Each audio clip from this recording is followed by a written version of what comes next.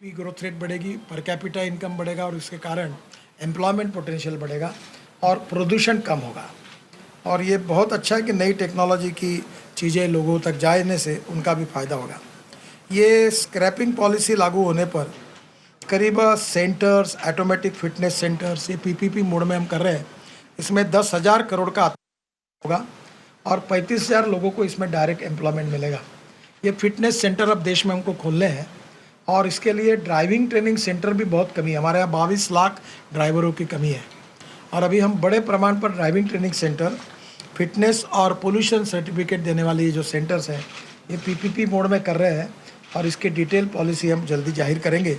ये भी हर ज़िले में काफ़ी खुल सकते हैं, जिसके कारण डायरेक्ट रोज़गार भी मिलेगा और एक प्रकार से सुविधा भी मिलेगी। ये अलाइड सेक्टर को भी इससे इनडायरेक्ट एम्प्लॉयमेंट पोटेंशियल बढ़ेगा। स्क्रैप मटेरियल में एक ऐसा एलिमेंट होता है, इलेक्ट्रिकल व्हीकल में जो बैटरी का रिसर्च होता है, उसमें एक NDFE मैग्नेट होता है। ये पुराने गाड़ियों से निकलेगा और उससे एलिमेंट नियोडिमियम ये मिलता है और ये पुराने व्हीकल से मिलेगा जो EV व्हीकल के लिए मैग्नेट काम में आएगा। तो ये इसके लिए जैसे आप कंप्यूटर जो आपका हार्डवेयर है उससे भी एक ने अब लिथियम आयन निकालने का कोई प्रोसीजर निकाला है। तो ये हर अलग अलग प्रकार के रिसर्च हो, तो waste to wealth, conversion of waste into wealth and conversion of knowledge into wealth. तो innovation, entrepreneurship, science, technology, research, skill and successful practices, तो ये आई है जिससे नॉलेज टू वेल्थ और ये वेस्ट टू वेल्थ, तो ये दोनों का फ़ायदा होगा। ये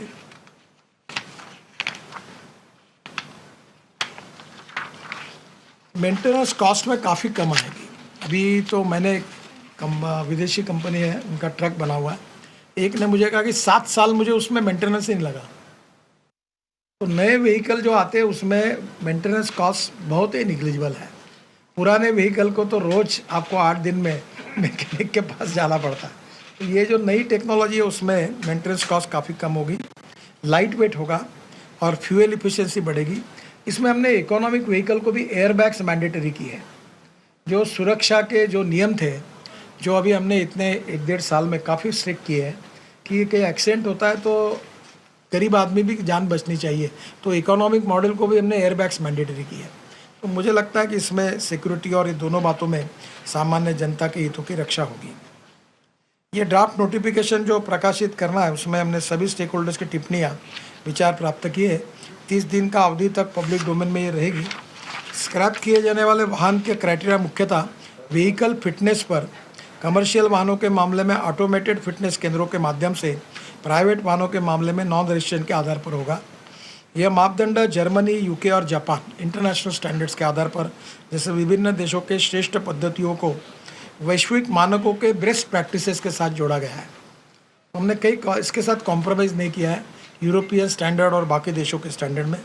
तो किसी भी वाहन का फिटनेस टेस्ट में असफल होने पर अथवा इसका रजिस्ट्रेशन प्रमाण पत्र का नवीनीकरण करने में असफल होने से इसे एंड ऑफ लाइफ व्हीकल, यानी वो डेड बॉडी घोषित की जाएगी, यानी स्क्रैप खत्म, उसका कोई चांस नहीं होगा, घोषित कर दिया जाएगा। वाहनों की फिटनेस निर्धारित करने के लिए मापदंड मुख्यतः इमिशन टेस्ट, ब्रेकिंग और कई अन्य परीक्षण जो इंटरनेशनल स्टैंडर्ड्स में उसके आधार पर किया जाएगा। संरक्षा उपस्करों जो केंद्रीय मोटर वाहन नियम 1989 के अनुसार है। यह प्रस्ताव किया गया कि कमर्शियल वाहन फिटनेस साबित करने में असफल रहने के मामले में 15 वर्ष के पश्चात अनिवार्य रूप से डीरजिस्टर कर दिया जाएगा।